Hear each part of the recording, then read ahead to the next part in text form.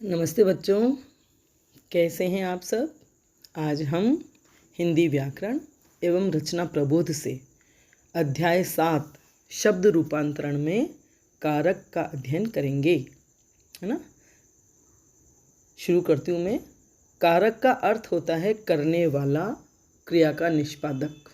अर्थात कारक का अर्थ क्या होता है? करने वाला, क्रिया का निष्पादक, यानी क्रिया को निष्पादित करने वाला, क्रिया को संपादित करने वाला। मतलब एक तरह से क्रिया करने वाला जो कर्ता होता है वही कारक कहलाता है। जब किसी संज्ञा या सर्वनाम पद का संबंध वाक्य में प्रयुक्त अन्य पदों और क्रिया के साथ जाना जाता है उसे कारक कहते हैं। यानी जब किसी संज्ञा या सर्वनाम पद, वाक्य में जो संज्ञा और सर्वनाम पद होते हैं उनका संबंध वाक्य के अन्य शब्दों से और क्रिया से जाना जाता है उसे हम कारक कहते हैं। बात समझ में आ रही है? संज्ञा या सर्वनाम के जिस रूप से वाक्य का संबंध वाक्य के दूसरे शब्दों के साथ जाना जाए, है ना। वाक्य में प्रयुक्त सभी शब्द आपस में संबंधित होते हैं। ये तो है नहीं कि शब्दों का आपस में कोई लेन देन नहीं होता है, संबंध नहीं होता। मतलब वाक्य में जितने भी शब्द होते हैं उन सब शब्दों का आपस में संबंध होता है और क्रिया के साथ सीधा संबंध ही कारक कहलाता है। उन शब्दों का क्रिया के साथ जो संबंध होता है वही कारक कहलाता है। और कारक को प्रकट करने के लिए, है ना, कारक को प्रकट करने के लिए संज्ञा और सर्वनाम जो शब्द होते हैं उनके साथ जो चिन्ह लगाए जाते हैं उन्हें ही हम विभक्ति कहते हैं, है ना। वही कारक के चिन्ह होते हैं। ये जो विभक्ति चिन्ह होते हैं यही कारक के चिन्ह होते हैं। उन्हीं से संज्ञा और सर्वनाम शब्दों का वाक्य के सभी शब्दों से या अन्य शब्दों से संबंध का पता चलता है। आई बात समझ में? तो समझ में आया कारक क्या होता है ना। जैसे वाक्य है, राम ने रावण को मारा, या सीता ने पुस्तक पढ़ी, पेड़ पर फल लगते हैं, सीता ने दूध पिया, है ना। तो इनमें जैसे इस वाक्य में सीता जो ये है कर्ता कारक है, और जो पुस्तक है, पहला जो वाक्य है सीता ने पुस्तक पढ़ी, ये मैं बता रही हूँ आपको, इसमें तो दिया नहीं है व्याकरण में। सीता ने पुस्तक पढ़ी, तो सीता जो शब्द है वाक्य में वह है कर्ता कारक और पुस्तक हो गया कर्म कारक। तो सीता ने पुस्तक पढ़ी, सीता शब्द का संबंध पुस्तक से हमने जो जाना, है ना, तो और उसके लिए ने शब्द जो आया बीच में, तो ये है कारक चिन्ह, है ना। इसको लगाने से ही हमने इस संज्ञा शब्द का उस कर्म से संबंध जाना। अगर ये ने नहीं होता, सीता पुस्तक पढ़ी, तो हम क्या बताते? पेड़ पर फल लगते हैं, पेड़ फल लगते हैं। लेकिन ये पर जो शब्द आया है ये विभक्ति चिन्ह है, ये परसर्ग भी कहते हैं इसको। ये है कारक विभक्ति चिन्ह। इसकी वजह से पेड़ का संबंध हमने फल से जोड़ा या बताया। आई बात समझ में? राम ने रावण को मारा, या राम ने रावण को बाण से मारा, है ना। राम है संज्ञा, रावण भी है संज्ञा, बाण भी है संज्ञा, और ये मारा है क्रिया। तो इन सब शब्दों का संबंध क्रिया से हुआ, मारा से बताया गया। राम ने, तो ये ने आया, रावण को बाण से। तो ये जो सारे शब्द बीच में आए हैं इन संज्ञा शब्दों के साथ साथ ये विभक्ति चिन्ह कहलाते हैं। और इन्हीं की वजह से इन संज्ञा शब्दों का क्रिया से और वाक्य के अन्य पदों से संबंध हम समझ पाते हैं। आई बात समझ में? तो संज्ञा और सर्वनाम शब्दों के बाद जो ये ने, को, से आदि जो शब्द चिन्ह होते हैं यही कारक विभक्ति चिन्ह कहलाते हैं, और इन्हीं को हम परसर्ग भी कहते हैं। आई बात समझ में? हिंदी में कारक के 8 भेद होते हैं। हिंदी में कारक के, आपके और सभी में तो इन्होंने बड़ी सारणियाँ बनाई हैं और बताई है, लेकिन इसी में सारणी नहीं बताई, जबकि सारणी यही बहुत ज़रूरी थी। कारक के जो भेद हैं, फिर उन भेदों के साथ उनके विभक्ति चिन्ह हैं, और अगर उनके उदाहरणों का भी सारणी में समावेश कर दिया जाता तो आपको एक ही नज़र में कर्ता के भेद, उनके विभक्ति चिन्ह और उदाहरण सामने नज़र आ जाते। कोई बात नहीं, अब हम पढ़ लेते हैं। तो हिंदी में कारक के कितने भेद होते हैं? 8 भेद। कर्ता कारक, पता नहीं क्या है। तो पहला भेद है कर्ता कारक। मैं एक बार में आपको बता देती हूँ एक साथ 8 भेदों के नाम, है ना। आप भी उसी तरह से इनको याद कर लोगे, समझ लोगे तो बड़ा मजा आएगा बोलने में। कर्ता ने कर्म को कारण से संप्रदान के लिए अधिकरण में पेपर संबंध का के की संबोधन हे ओ अरे, नहीं मैंने गलत बोल दिया, कुछ चूक गई हूँ मैं। कर्ता ने कर्म को करण से संप्रदान के लिए अपादान से अलग होने के अर्थ में अधिकरण में पे पर संबंध का के की और संबोधन हे ओ अरे। आई बात समझ में? हो गए 8 भेद। अब हम इनका अलग अलग अध्ययन करेंगे। ये जो मैंने बोले भेद, उनके साथ उनके विभक्ति चिन्ह थे। ऐसे ही हमें बचपन से याद कराया जाता था, मतलब हम जब पढ़ते थे तब हम ऐसे ही याद करते थे। मैडम ने बताया होगा तो आज तक देखो रटा हुआ है ना। तो हिंदी में कारक के जो 8 भेद होते हैं उनमें पहला भेद है कर्ता कारक। क्रिया करने वाले को व्याकरण में कर्ता कारक कहते हैं, है ना। जो क्रिया करता है व्यक्ति, कार्य करता है या क्रिया करता है, उसे कर्ता कारक कहा जाता है, कर्ता कहा जाता है और व्याकरण में उसे कर्ता कारक कहते हैं। मेरे कहने का आशय है कोई कार्य या क्रिया जो की जाती है, जिसके द्वारा की जाती है, वह व्यक्ति कहलाता है कर्ता और व्याकरण में हम उसे कहते हैं कर्ता कारक। और कर्ता कारक का चिन्ह होता है ने। यह संज्ञा अथवा सर्वनाम ही होता है। जो कर्ता होता है वह संज्ञा या सर्वनाम ही होता है और क्रिया से उसका सीधा संबंध होता है। विभक्ति का प्रयोग सकर्मक क्रिया के साथ ही होता है और वह भी भूतकाल में। यानी कर्ता कारक में जो कर्ता का विभक्ति चिन्ह ने, उसका प्रयोग जब वाक्य में होता है तो वहाँ सकर्मक क्रिया होती है। मतलब इस विभक्ति चिन्ह का प्रयोग सकर्मक क्रिया के साथ ही होता है और वह भी भूतकाल में, है ना। अभी आप जैसे उदाहरण देखेंगे, ये राधा ने नृत्य किया। दूसरा उदाहरण है श्याम ने पत्र लिखा, मीना ने गीत गाया, उसने पढ़ाई की होती तो पास हो जाता। इन चारों उदाहरणों में जो करता है राधा ने, श्याम ने, मीना ने और उसने, इनके साथ जो विभक्ति चिन्ह लगा हुआ ने, है ना, विभक्ति चिन्ह तो ने लगा हुआ है ही, और इनके साथ सकर्मक क्रिया है और ये भूतकाल की क्रिया है ना। सकर्मक है ना। राधा ने नृत्य किया, राधा ने क्या क्रिया की? नृत्य की। तो ये कर्म हो गया, राधा ने नृत्य किया, सकर्मक क्रिया हो गई। श्याम ने पत्र लिखा, क्रिया है लिखा, लिखने की, और श्याम है कर्ता कारक और उसने क्या किया? पत्र लिखा। तो ये पत्र हो गया सकर्मक, कर्म हो गया, तो यह सकर्मक क्रिया हो गई। मीना ने गीत गाया, मीना ने क्या क्रिया की? गाने की क्रिया की, तो कर्ता कारक हुआ मीना ने, क्रिया हुई गाना गाया, गाया मतलब, और कर्म हुआ गीत। उसने पढ़ाई की होती तो पास हो जाता, उसने, यहाँ पर भी करता है उसने, है ना। तो ये जो है सब कर्ता कारक जो है उनके साथ ने लगा हुआ है और ये सब क्रियाएं भूतकाल में घटी है। लेकिन जरूरी नहीं है कि हर जगह कर्ता के साथ ने लगा हुआ ही हो, यह कभी कभी लुप्त भी होता है ना। तब क्या होता है? जैसे एक उदाहरण है, सुनील खेलता है, पक्षी उड़ता है ना। या क्रिया भी नहीं है, क्रिया मतलब कर्ता ने विभक्ति चिन्ह नहीं है, लेकिन क्रिया भी अकर्मक है और वर्तमान काल है। अभी हमने जो उदाहरण पढ़े ये ऊपर 4, राधा ने नृत्य किया, श्याम ने पत्र लिखा, मीना ने गीत गाया, ये सब सकर्मक क्रिया है और भूतकाल की है। और अभी जो मैंने बोला है जिसमें ने नहीं लगा है, सुनील खेलता है, पक्षी उड़ता है, इनमें ने नहीं लगा है, तो यहाँ अकर्मक क्रिया है और वर्तमान काल है। आई बात समझ में? तो हमेशा विभक्ति चिन्ह वैसे ही नहीं आते हैं, लेकिन वाक्य में जो है कर्ता कर्ता ही होता है या कर्ता ही कहलाता है। दूसरा भेद है कर्म कारक। क्रिया का फल जिस शब्द पर पड़ता है उसे कर्म कारक कहते हैं। क्रिया जो की जाती है उसका फल जिस शब्द पर पड़ता है उसे कर्म कारक कहते हैं। और कर्म कारक का विभक्ति चिन्ह क्या होता है? को। तो विभक्ति को का प्रयोग केवल सजीव कर्म कारक के साथ ही होता है, निर्जीव के साथ नहीं। अभी आप उदाहरण से समझेंगे कि किस तरह से कर्म कारक कर्ता ने कर्म को, है ना, कर्ता ने कर्म को, तो जो क्रिया की होती है उसका फल जिस पर पड़ता है वह कर्म हो जाता है, कर्म को। जैसे राधा ने नौकर को बुलाया। अब देखिए आप, ये सब वाक्य में हम अलग अलग उदाहरण, अलग अलग भेद के हिसाब से हम वाक्य में पढ़ेंगे, समझेंगे, लेकिन हम सारे जो भेद हैं उनको भी पढ़ते जाएंगे तो हमारा अच्छे से पुनरावृत्ति भी हो जाएगी। जैसे अब इसमें है राधा ने नौकर को बुलाया, राधा ने तो हो गया कर्ता कारक, क्रिया हो गई बुलाया, और किसको बुलाया? नौकर को, तो ये हो गया कर्म कारक, नौकर को, है ना। इसका विभक्ति चिन्ह है को और नौकर के साथ लगा हुआ है को, और ये सजीव कर्म कारक है ना। को का प्रयोग केवल सजीव कर्म कारक के साथ ही होता है, निर्जीव के साथ नहीं। तो राधा ने नौकर को बुलाया, सजीव है नौकर।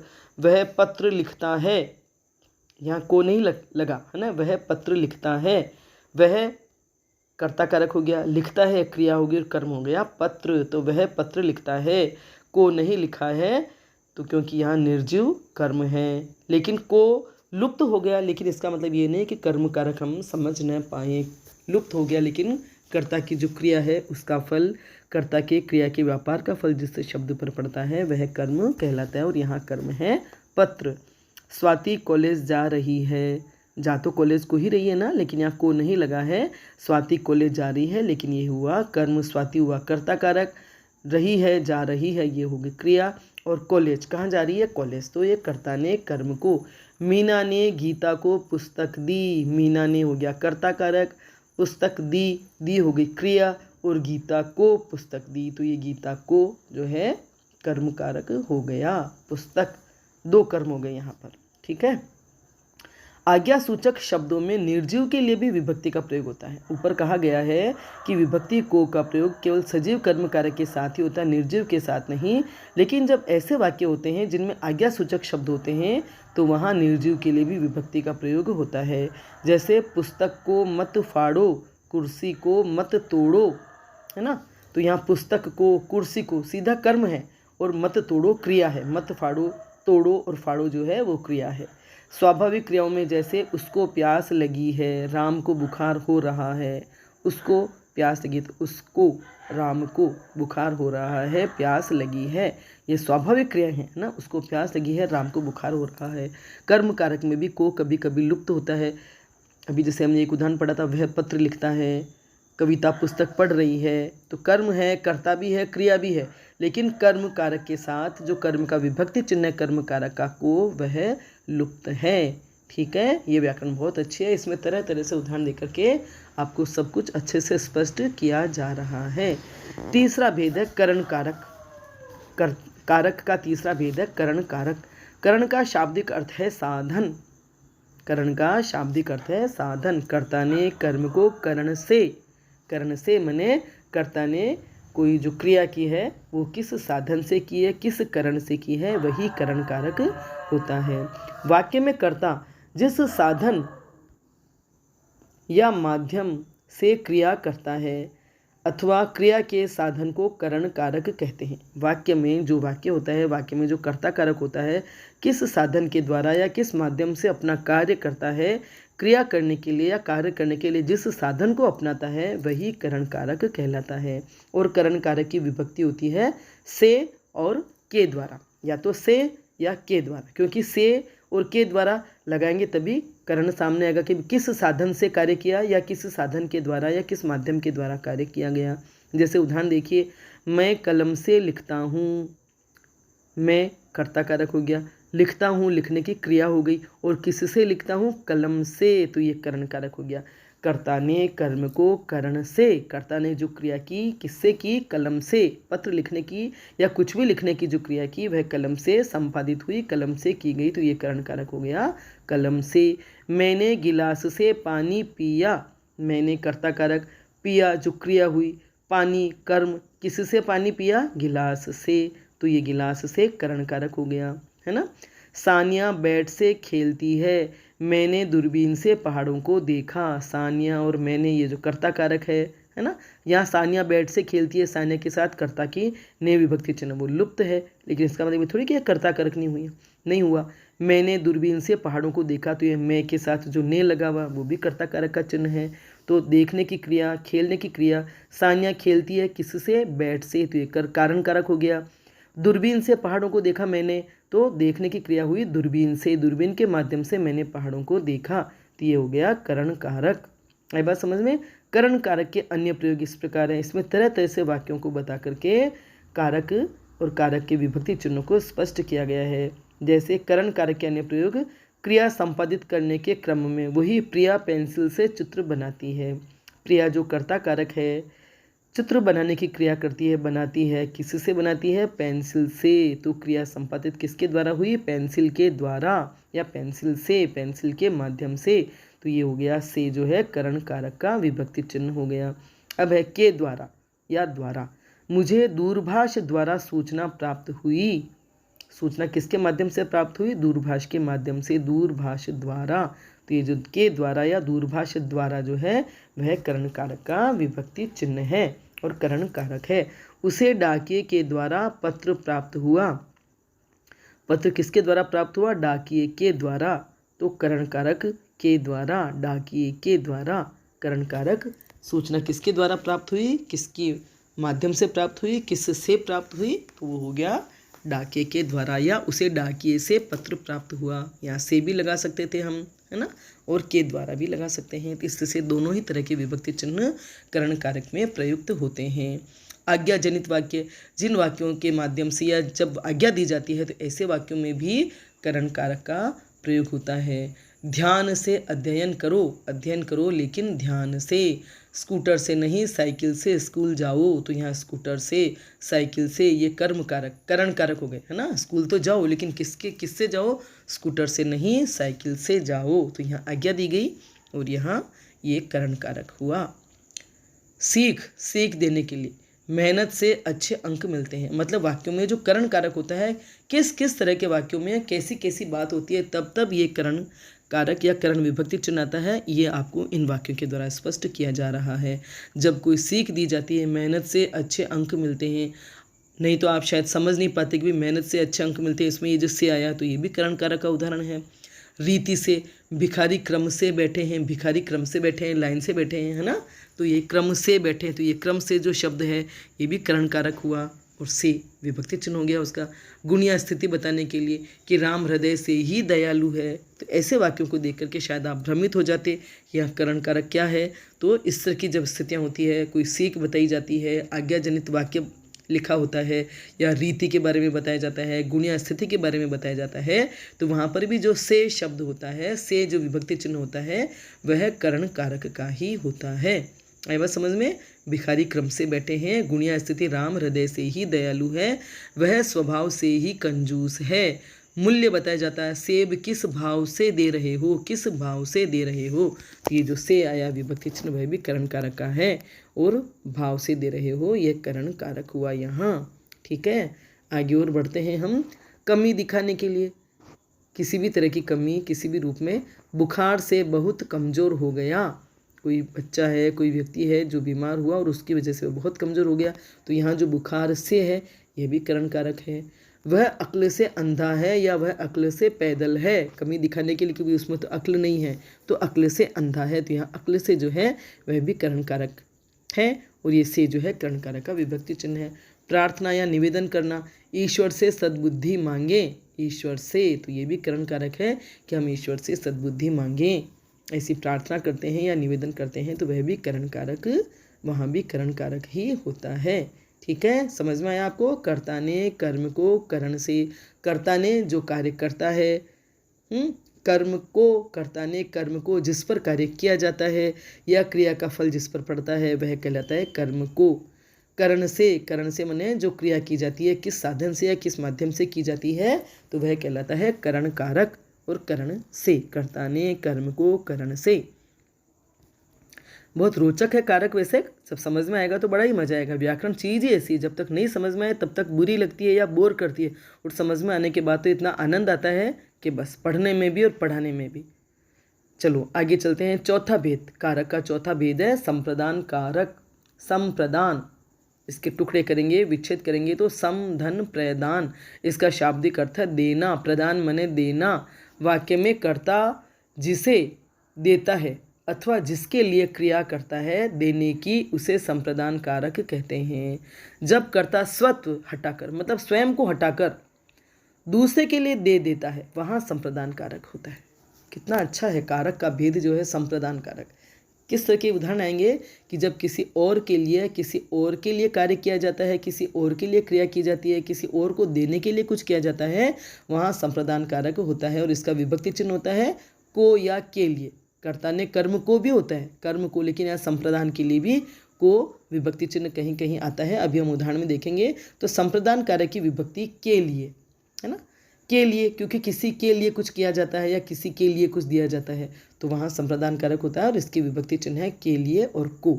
के वास्ते, के निमित्त, के हेतु भी हम कह सकते हैं, क्योंकि के वास्ते, के निमित्त, के हेतु भी दिया ही जाता है। जहाँ क्रिया द्विकर्मी हो वहाँ विभक्ति को का प्रयोग होता है, और जब क्रिया द्विकर्मी हो जाती है तो वहाँ विभक्ति चिन्ह को आ जाता है, और जब एक होती है तो वहाँ के लिए आ जाता है। जैसे के लिए की उदाहरण देखिए, सैनिकों ने देश की रक्षा के लिए बलिदान दिया। सैनिकों ने, कर्ता कारक, बलिदान दिया, क्रिया, है ना। और किसके लिए? देश की रक्षा के लिए बलिदान दिया। किनका बलिदान दिया? अपने प्राणों का बलिदान।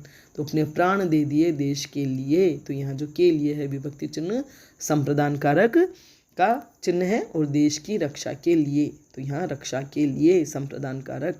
लोगों ने बाढ़ पीड़ितों के लिए दान दिया। लोगों ने कर्ता कारक क्रिया हुई दान देने की। दिया किसके लिए दिया? बाढ़ पीड़ितों के लिए दान दिया। मेरिट में आने के लिए मेहनत करो। मेहनत करनी है मेरिट में आने के लिए ये संप्रदान कारक। मेरिट में आने के लिए मेहनत करो, है ना। देने के लिए तो भाव होता है, लेकिन किसी भी कार्य के लिए, किसी भी कारण के लिए जो कार्य किया जाता है, हेतु, वास्ते, निमित्त, मेरिट में आना है तो इस निमित्त या इस हेतु आपको मेहनत करनी होगी, है ना। तो आने के लिए मेहनत करो। को विभक्ति चिन्ह जहाँ लगता है, राजा ने गरीबों को कंबल दिए। राजा ने कर्ता कारक और दिए क्रिया हो गई। और क्या दिया? गरीबों को कंबल। तो यहाँ द्विकर्मक हो गई क्रिया, गरीब भी है और कंबल भी है, दो कर्म हो गए। यहाँ को शब्द आ गया, गरीबों को कंबल दिए, है ना। तो गरीबों को हो गया संप्रदान कारक। पुलिस ने चोर को दंड दिया। पुलिस ने कर्ता कारक, दंड दिया क्रिया और चोर को दंड दिया। आई बात समझ में? संप्रदान कारक में के लिए और को जो इनके विभक्ति चिन्ह है वो इस तरह से वाक्यों में प्रदर्शित होते हैं और हमें समझना होता है। आई बात समझ में? अगला है अपादान कारक। अपादान का अर्थ है पृथक होना या अलग होना। तो संज्ञा या सर्वनाम के जिस रूप से एक वस्तु या व्यक्ति का दूसरी वस्तु या व्यक्ति से अलग होने या तुलना करने का भाव हो, वहाँ अपादान कारक होता है। अपादान का अर्थ है पृथक होना या अलग होना। अपादान कारक का विभक्ति चिन्ह भी से है। कर्ता ने कर्म को करण से और संप्रदान के लिए अपादान से। तो अपादान का भी विभक्ति चिन्ह से है और करण कारक का भी विभक्ति चिन्ह से है। लेकिन करण में होता है किसी के, मतलब साधन के रूप में से होता है। वहाँ एक साधन को व्यक्त करने के लिए से विभक्ति चिन्ह लगता है। और यहाँ अपादान से में एक वस्तु या व्यक्ति दूसरे वस्तु या व्यक्ति से जब अलग होता है तब वहाँ से लगता है। तो अपादान कारक का विभक्ति चिन्ह अलग होने के अर्थ में जब से आए तो वहाँ आपको समझना है कि यह अपादान कारक है। और जब किसी कार्य को करने के लिए कोई साधन या माध्यम के रूप में जब कोई चीज़ काम में ली जाती है उसके साथ से विभक्ति चिन्ह आए तो वह हो जाता है वहाँ करण कारक। तो विभक्ति चिन्ह तो दोनों का समान है, लेकिन वहाँ कार्य करने के लिए से आता है और इसमें किसी वस्तु को दूसरी वस्तु से या किसी वस्तु या व्यक्ति को किसी अन्य वस्तु या व्यक्ति से अलग दिखाने के लिए, अलग करने के भाव में से विभक्ति चिन्ह प्रयुक्त होता है। अपादान कारक की विभक्ति से है और पृथकता के अलावा अन्य अर्थों में भी अपादान कारक का प्रयोग होता है। कैसे? उदाहरण देखिए। पृथकता माने अलग होने के अर्थ में, पेड़ से पत्ता गिरा, तो पेड़ से पत्ता अलग हुआ ना। तो यहाँ भी से है, लेकिन आपको ये ध्यान रखना है कि जब अलग होने की बात होती है किसी वाक्य में कि कोई चीज़ किसी से अलग हो रही है तो वहाँ अपादान कारक हो जाएगा। और कोई कार्य किसी चीज़ के द्वारा किया जा रहा है, किसी चीज़ के कारण किया जा रहा है, किसी चीज़ की वजह से किया जा रहा है, वहाँ होता है करण कारक। तो यहाँ पेड़ से पत्ता गिरा, पेड़ से पत्ता गिर के अलग हुआ तो यह अलग होने के भाव में आए ना यहाँ से, तो यहाँ हो गया अपादान कारक। पेन से हम लिखते हैं, जब कहें कि पेन से लिखा तो वहाँ करण कारक हो गया। लेकिन जब कहें कि पेन से स्याही गिरी, पेन वही है, पेन से लिखा और पेन से स्याही गिरी, तो पेन से स्याही अलग हो गई तो वहाँ हो गया अपादान कारक। और पेन से लिखा तो वहाँ हो गया करण कारक। आई बात समझ में? आप नोट कर लें दोनों उदाहरण। फिर है जैसे तीसरा उदाहरण, मेरे हाथ से गेंद गिर गई। मेरे हाथ में गेंद थी और वो हाथ से अलग हो गई, से गिर गई। से यहाँ पर भी आया है लेकिन वो अलग हो गई है ना। अलग होने के अर्थ में आया है कि मेरे हाथ में जो गेंद थी वह हाथों से गिरकर अलग हो गई, तो यहाँ हो गया अपादान कारक। विजय शाला से घर आया, विजय शाला में था और अब शाला को छोड़ करके घर आ गया, शाला से अलग हो गया, तो इस अर्थ में यहाँ से आया ना, तो ये अपादान कारक। और मेरे को लग रहा है अपादान कारक एकदम से हम सुन करके लगता है करण से दो जगह विभक्ति चिन्ह है, लेकिन अब ये कितना सरल लग रहा होगा आपको। अलग होने के अर्थ में है, बस ये इतनी सी बात समझ में आई कि अलग होने के अर्थ में जब से आता है कि कोई चीज़ या कोई व्यक्ति एक स्थान से अलग हो रहा है, कोई चीज़ एक जगह से दूर हो रही है, अलग हो रही है, तो वहाँ हो गया अपादान कारक। और किसी चीज़ के द्वारा कोई कार्य किया जा रहा हो तो वहाँ हो जाता है करण कारक। बड़ा मज़ेदार है। विजय शाला से घर आया, शाला में था और अब घर आ गया, शाला से अलग होकर घर आ गया, तो यहाँ हो गया अपादान कारक। नदी पहाड़ से निकलती है, पहाड़ से ही निकलती है, लेकिन पहाड़ से निकल कर वह अलग हो गई। अलग होने के अर्थ में आया है नदी पहाड़ से निकलती है, तो ये हो गया अपादान कारक। पहचान के अर्थ में, कभी किसी की पहचान बताने के अर्थ में कि भी ये से लगता है, और वहाँ पर भी ये अपादान कारक ही होता है। यह मारवाड़ से है, यहाँ करण कारक नहीं है, से है, लेकिन यह मारवाड़ से है, तो उसकी पहचान बताने के लिए जब ऐसा वाक्य प्रयुक्त होता है, वाक्य में से प्रयुक्त होता है, तो उसे भी आप अपादान कारक समझ लीजिए। दूरी बताने के लिए, पोस्ट ऑफिस स्कूल से दूर है ना, पोस्ट ऑफिस स्कूल से दूर है, तो अलग है वो जगह, अलग है, दूरी बताने के लिए हो गया, तो इस वाक्य में से आया है, लेकिन वह अपादान कारक के लिए है या अपादान कारक की पहचान है। तुलना की जाती है जब किसी से, विमला सीता से लंबी है, जब ऐसे वाक्यों में से आता है तो वह भी अपादान कारक होता है, जब किसी की किसी से तुलना की जाती है। शिक्षा, शिष्य गुरु से शिक्षा ग्रहण करता है, शिष्य गुरु से शिक्षा ग्रहण करता है, गुरु से लेता है, खुद ग्रहण करता है, तो इस अर्थ में भी जब से का प्रयोग होता है तो वह अपादान कारक होता है। आई बात समझ में? तो अभी हमने कर्ता ने कर्म को करण से संप्रदान के लिए अपादान से 5 कारक के भेद पढ़ लिए हैं, और ये अभी आप थोड़ा थोड़ा ही पढ़ेंगे तो अच्छा रहेगा, एक ही साथ सारा पढ़ लेंगे तो शायद भ्रमित हो जाएंगे, माथा थक जाएगा या लगेगा समझ में ही नहीं आ रहा है, तो इसलिए हमने आज 5 भेद पढ़ लिए। 5 भेदों को आप वापस पढ़िए, इनके उदाहरणों से समझने की चेष्टा कीजिए, उसके बाद हम आगे बढ़ेंगे।